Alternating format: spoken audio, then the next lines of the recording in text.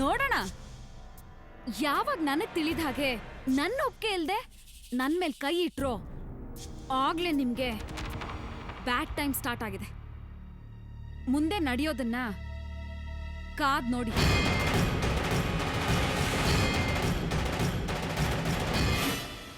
ನನಗೊಂದು small doubt. ನೀವ್ ನಡೆಸಿದ ರಿಜಿಸ್ಟರ್ ಮ್ಯಾರೇಜು ಸುಳ್ಳು ಅಂತ ನಿಮ್ ಚಿಕ್ಕಮ್ಮಂಗ್ ಗೊತ್ತಾ, ಅಥವಾ ಅವ್ರನ್ನು ಮೋಸ ಮಾಡ್ತಿದ್ದೀರಾ? ಈ ರೀತಿ ಐಡಿಯಾ ಕೊಟ್ಟಿದ್ದೆ ಅವರು. ಹಾಗಿದ್ರೆ ನಿಜವಾಗ್ಲೂ ಅವ್ರು ನಿನಗೆ ಚಿಕ್ಕಮ್ಮನ ಅಥವಾ ತಲೆ ಹಿಡ್ಕಿನ? ಏನಂದೆ? ಏಯ್, ಒಂದು ಮಾತಿಗೇನೆ ನಿನಗಿಷ್ಟೊಂದು ಕೋಪ ಬರ್ತಿದೆ ಅಲ್ಲ? ನನ್ನ ಜೀವನನೇ ಕಳ್ಕೊಂಡಿರೋ ನನಗೆ ಎಷ್ಟು ಕೋಪ ಬರ್ಬೇಕು? ಈಗ ಅದೇ ಕೋಪದಲ್ಲಿ ಹೋಗ್ತಾ ಇದ್ದೀನಿ. ನೀನ್ ಮಾಡಿದ್ ಸರಿನಾ ಅಂತ ಯೋಚನೆ ಮಾಡು.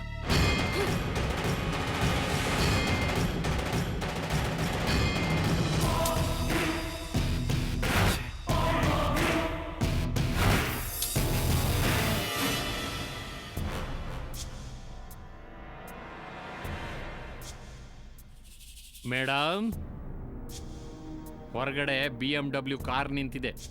ಕೋಪದಲ್ಲಿ ಹಾಗೆ ನಡ್ಕೊಂಡು ಹೋಗ್ಬಿಟ್ಟಿರ. ಏನು ಗುರಾಯಿಸ್ತೀಯ? ಈ ಟೆಕ್ಸ್ಟೈಲ್ MD ರೆಕಮೆಂಡೇಶನ್ ಬರೋ ಎಲ್ಲ ಹುಡುಗಿರು ನಿನ್ನಂಗೆ ಗುರಾಯಿಸ್ಕೊಂಡು ಹೋಗ್ತಾರೆ, ಏನು ಮಾತಾಡಕ್ಕಾಗದೆ. ಬೇರೆ ಹುಡುಗಿರು ನೋಡಿದ್ರೆ ನನಗೆ ಪಾಪ ಅನ್ಸುತ್ತೆ, ಆದರೆ ನಿನ್ನ ನೋಡಿದ್ರೆ ಕೋಪ ಬರುತ್ತೆ. ಏನೋ ಈ ಟೆಕ್ಸ್ಟೈಲ್ಗೆ ಓನರ್ ಅನ್ನೋ ರೀತಿನಲ್ಲಿ ಆಟ ಆಡ್ಬಿಟ್ಟೆ. ಮ್ಯಾನೇಜರು ಅಂತ ಯಾವತ್ತಾದ್ರೂ ಒಂದಿನ ನನಗೆ ಮರ್ಯಾದೆ ಕೊಟ್ಟಿದ್ಯಾ? ನಿನ್ನಂತವ್ರು ನನ್ನ ಸರ್ವಿಸ್ನಲ್ಲಿ ಎಷ್ಟು ಜನ ನೋಡಿಲ್ಲ. MD ಅವ್ರಿಗೆ ಸಾಕು ಅನ್ಸದ ಮೇಲೆ ಎಷ್ಟೋ ಜನ ಹೆಣ್ಮಕ್ಳು ನನ್ನ ಕಾಲಿಗೆ ಬಿದ್ದು ಅವ್ರ ಹತ್ರ ಸೇರಿಸಿ ಅಂತ ಗೋಳಾಡದವ್ರ ಸಂಖ್ಯೆ 50ಕ್ಕೆ ದಾಟಿದೆ.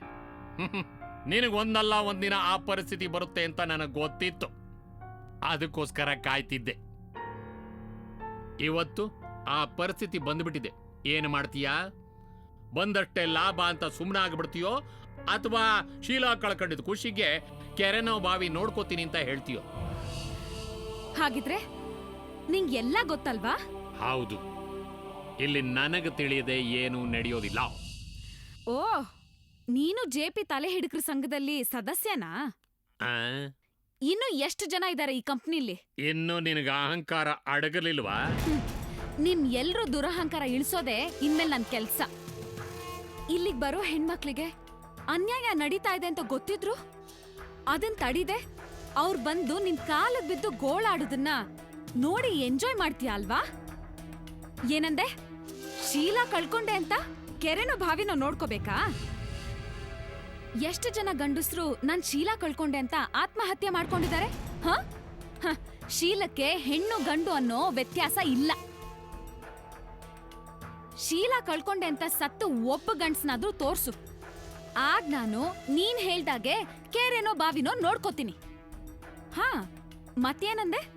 ನಿಮ್ಮ ಆಫೀಸ್ನಲ್ಲಿ MD ರೆಕಮೆಂಡೇಶನ್ ಅಲ್ಲಿ ಬರೋ ಎಲ್ಲ ಹೆಣ್ಮಕ್ಳು ಕೊನೆಗೆ ಏನು ಮಾಡಕ್ಕಾಗ್ದೆ ಬರೀ ಗುರಾಯಿಸ್ಬಿಟ್ಟು ಹೋಗ್ತಾರಾ? ನನ್ನನ್ನ ಆ ಲಿಸ್ಟಿಗೆ ಸೇರ್ಸ್ಬೇಡ. ನಿಮ್ MDನ ಕೈಗೊಂಬೆ ಮಾಡ್ಕೊಂಡಿರೋ ಆ ನೀಲಾಂಬರಿ ಎಲ್ರಿಗೂ ಒಂದು ದಾರಿ ಮಾಡಿನೇ ಇಲ್ಲಿಂದ ಹೋಗೋದು. ಒಳಗಡೆ ಹೇಳಿದ್ದೆ, ಈಗ ನಿನ್ಗೂ ಹೇಳ್ತಾ ಇದ್ದೀನಿ. ಅರುಂಧತಿನೇ JPಗೆ ಹೆಂಡ್ತಿ. ಇನ್ಮೇಲೆ ಯಾವ ಹುಡುಗಿನೂ ಅವ್ರ ಹತ್ರ ಸುಳಿಯೋಕೆ ಬಿಡೋದಿಲ್ಲ. ಅದ್ರ ಮಧ್ಯೆ ನಿಂತರ ನಾರ್ದ ಮುನಿಗಳು ಎಷ್ಟೇ ಜನ ಬಂದ್ರು ಅವ್ರಿಗೂ ಅದೇ ದಾರಿನೇ. ನೀನು ಸ್ವಲ್ಪ ನಿನ್ ಚಮಚಾಗಿರಿನ ನಿಲ್ಸು. ಯಾವಾಗ ಬೇಕಾದ್ರೂ JP ಹೆಂಡ್ತಿ ಅನ್ನೋ ಅಧಿಕಾರದಲ್ಲಿ ಇಲ್ಲಿಗೆ ವಾಪಸ್ ಬರ್ತೀನಿ. ಆಗ್ಲೂ ನೀನ್ ಹೀಗೆ ಇದೆಯಾ ಅಂತ ನನಗನ್ನಿಸ್ತು. ನಿನ್ ಬದುಕು ಬೀದಿಗೆ ಬಂದ್ಬಿಡುತ್ತೆ, ನೆನ್ಪಿಟ್ಕೋ.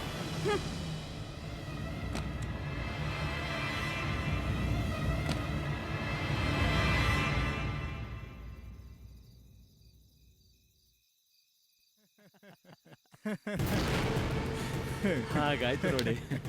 ಒಳ್ಳೆ ಕತೆ ಸರ್. ಊಟಕ್ಕೆ ಬನ್ನಿ. ನೀಲಾಂಬರಿಯಲ್ಲಿ ಮೇಡಮ್ ಯಜಮಾನ್ರಿಗೆ ಊಟ ಮಾಡಿಸ್ತಾ ಇದ್ದಾರೆ. ಸರಿ, ಹಾಗಿದ್ರೆ ಅವರು ಬರಲಿ. ಸರ್ ಒಂದು ಕೆಲಸ ಮಾಡೋಣ, ನಾವು ಹೋಗಿ ಊಟ ಕೂತ್ಕೊಳ್ಳೋಣ. ಮೇಡಮ್ ಬಂದ್ರು. ಚಿಕ್ಕಮ್ಮ ಬಂದು ಜಾಯ್ನ್ ಆಗ್ತಾರೆ. ಸಾರಿ, ನಿಮ್ಮನ್ನು ಬರಕ್ಕೆ ಹೇಳಿ ನಾನೇ ಲೇಟ್ ಮಾಡಿಬಿಟ್ಟೆ. ಊಟಕ್ಕೆ ರೆಡಿ ಮಾಡು. ನೀವು ನಮ್ಮ ಗೆಸ್ಟ್ ಹೌಸಲ್ಲೇ ಉಳ್ಕೋಬೇಕು. ನಾನಿರೋದೇ ಒಂದು 10-15 ದಿನ. ಹ್ಮ್. ಅಷ್ಟು ದಿನನೂ ನಾನು ನನ್ನ ಮಗಳ ಜೊತೆಲಿ ಇರಬೇಕು ಅನ್ಕೊಂಡಿದ್ದೀನಿ. ಆ, ಹಾಗಿದ್ರೆ ನೀವು ಇಂಡಿಯಾದಲ್ಲಿ ಸೆಟ್ಲ್ ಆಗ್ತಿಲ್ವಾ? ಅದೇಗೆ ಸಾಧ್ಯ? ಬಿಸ್ನೆಸ್ ಇದೆಯಲ್ಲ.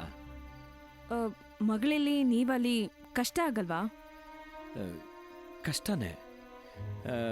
ನಾನು ಬೆಂಗಳೂರು ಬಂದಿದ್ದೆ ಮಗಳ ವಿಚಾರವಾಗಿ. ನಾವು ಹೇಳ್ಕೊಳ್ಳುವಷ್ಟು ಇಲ್ಲಿ ನಮಗೆ ಹೆಚ್ಚಿನ ರಿಲೇಟಿವ್ಸ್ ಇಲ್ಲ.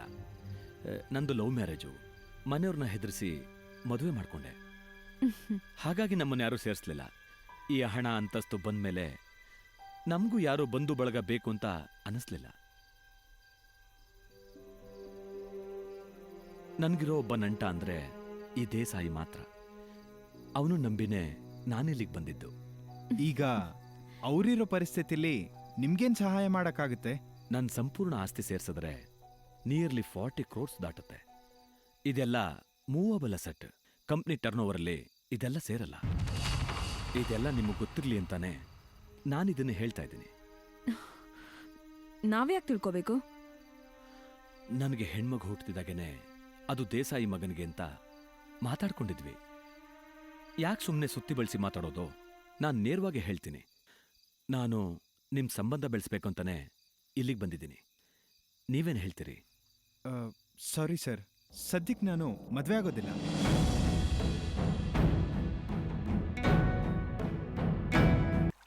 Hi, how are you? I am fine. Where are you?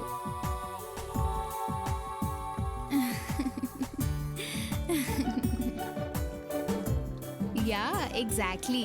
Hey, he's a nice guy. You're wrong, man. ನಾ ಹೇಳಿದ್ನಲ್ಲ ಇವತ್ತೊಬ್ಬರನ್ನ ಮೀಟ್ ಮಾಡ್ತಾ ಇದ್ದೀನಿ ಅಂತ. ಎಲ್ಲಿ ಕಾಣಿಸ್ತಿಲ್ಲ?